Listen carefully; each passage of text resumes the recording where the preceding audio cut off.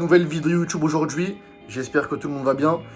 J'aimerais aborder un sujet qui est très important pour moi et un sujet qui n'est plus forcément là en 2025, qui n'est plus présent dans la tête, dans l'esprit des gens, surtout dans l'esprit des hommes.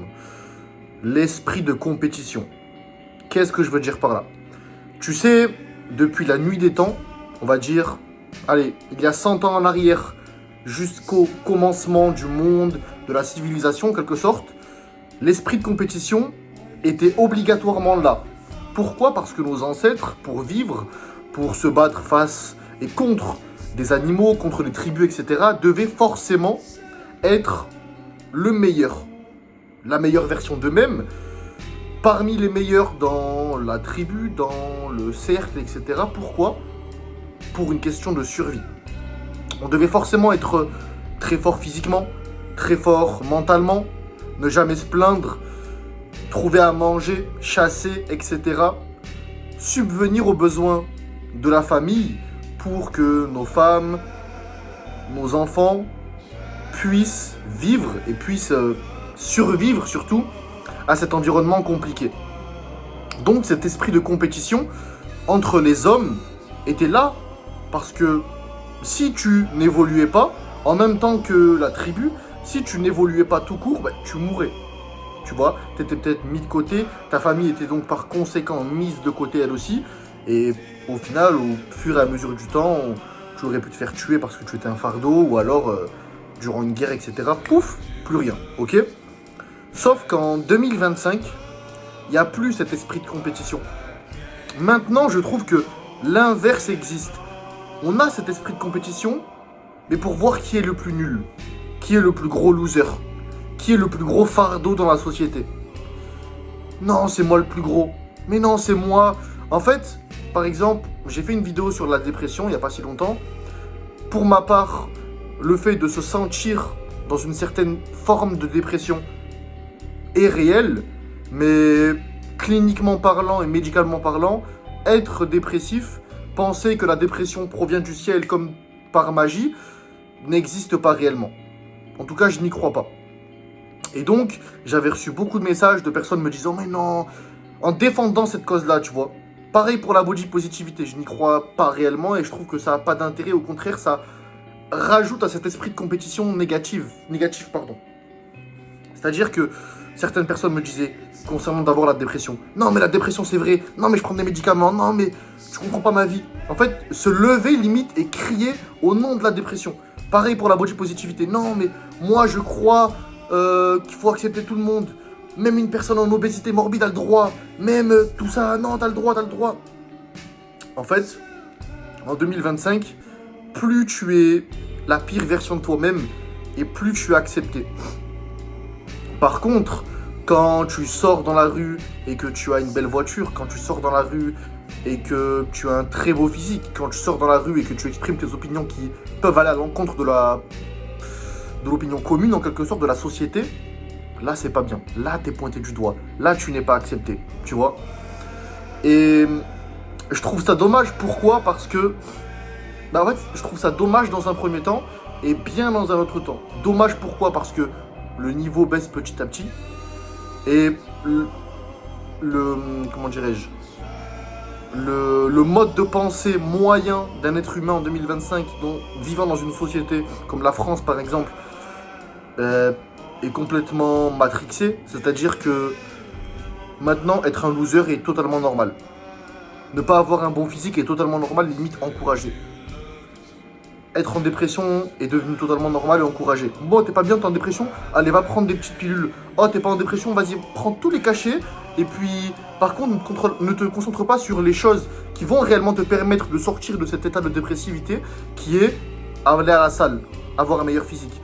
Te concentrer seulement sur les choses que tu contrôles et qui vont, par extension, te permettre d'être plus heureux. Avoir un meilleur physique, faire des belles connexions avec des personnes provenant d'un nouvel environnement, changer d'identité, c'est-à-dire être une personne maintenant qui a de la dévotion, qui tient ses paroles, qui fait des choses qu'il n'a pas envie de faire mais qui vont lui permettre de mieux se sentir et d'avoir une meilleure image de soi dans le futur, avoir une gratification repoussée, ne pas faire des choses que tu as envie de faire sur le moment, comme manger un McDo, etc. Enfin, plein de choses comme ça, tu vois.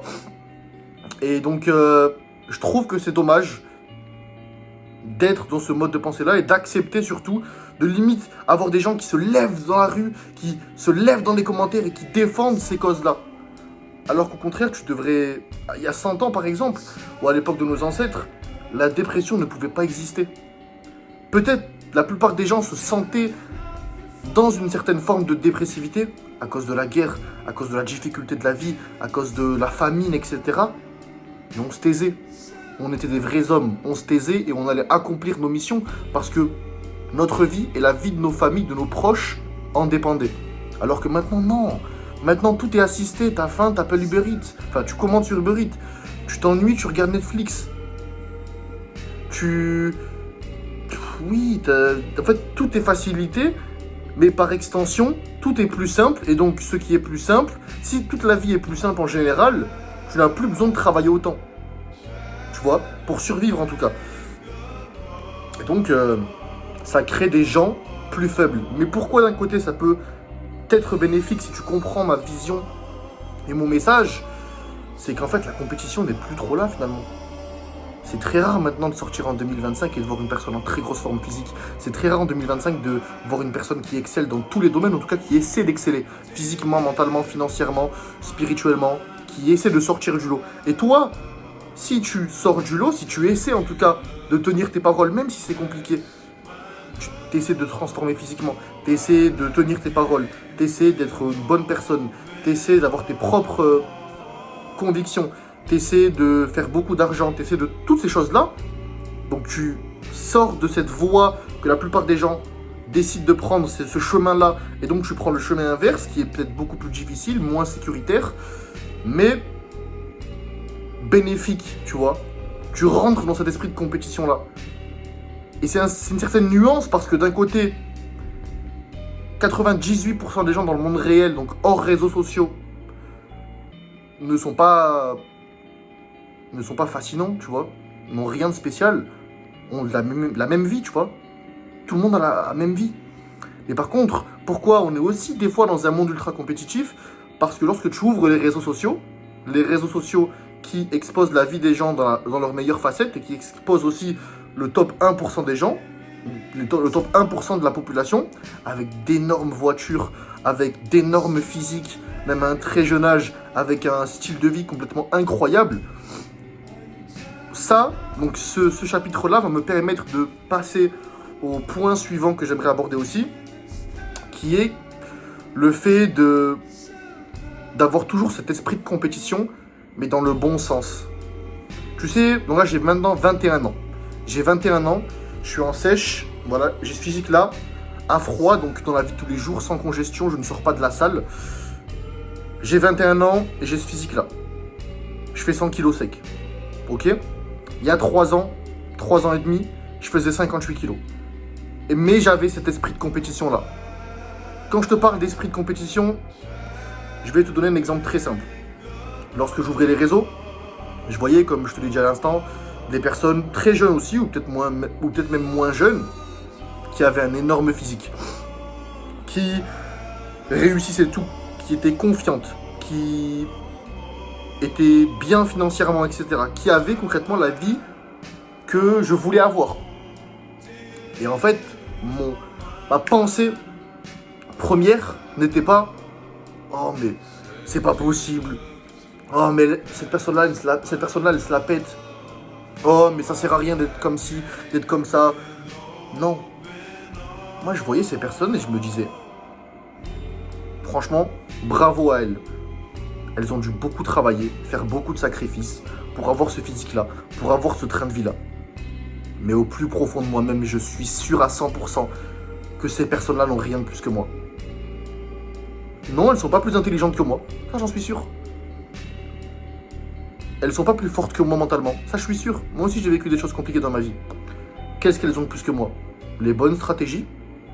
Ouais, ok. Plus de connaissances que moi. Oui, c'est vrai. Et peut-être plus de discipline que moi à l'instant T. Donc, il y a 3 ans et demi. Ok. Mais je vais prouver à mon environnement, qui parfois aussi me critique, me lance des petits pics et parle derrière mon dos. Et je vais prouver à la vie, en quelque sorte, que moi aussi j'ai ma place dans l'élite. J'ai le droit d'avoir un très gros physique. J'ai le droit d'avoir ce train de vie-là et ce style de vie-là. Je le mérite. Si ces personnes-là ont réussi, alors moi aussi je peux réussir. Elles sont en bonne santé, elles ont 2 bras, 2 jambes, un cerveau. Pareil, allons-y. Tu vois, c'est ce que je me suis dit directement et instantanément. Et 3 ans plus tard, 3 ans et demi plus tard, j'ai atteint mon physique de rêve. Et je suis sur le chemin d'avoir pour potentiellement, dans quelques temps, ce train de vie-là et ce style de vie-là. Tu vois? Oui, ça demande beaucoup de sacrifices. Mais tout d'abord, ça demande cette ouverture d'esprit et cet esprit de compétition qui va te permettre d'évoluer.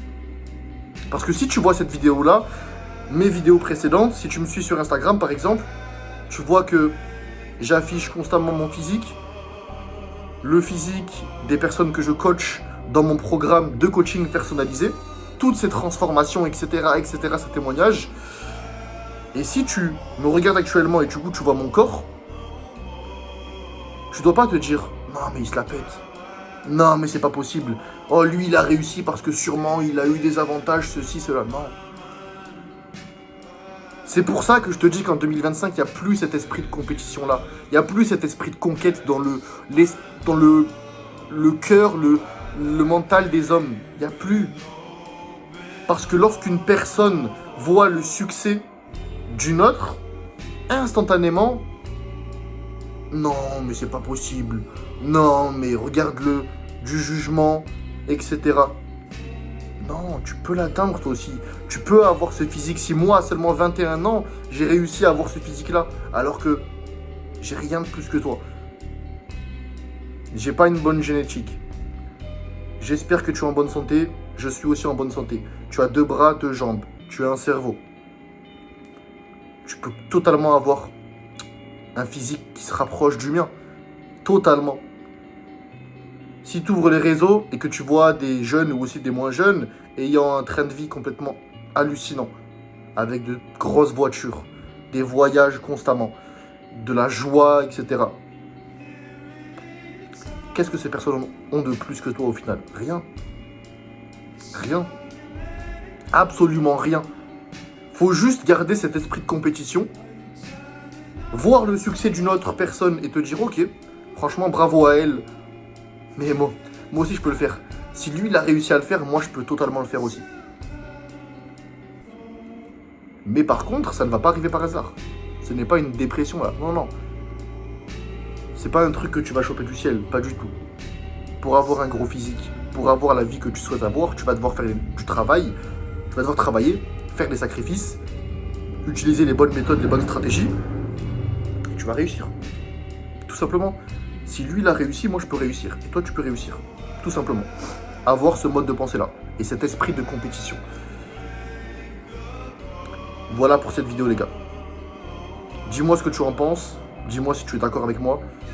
Si tu souhaites te transformer physiquement, surtout qu'on arrive en été, t'aimes pas ton physique, t'as envie de l'améliorer. Premier lien en description pour réserver un appel 100% gratuit avec moi.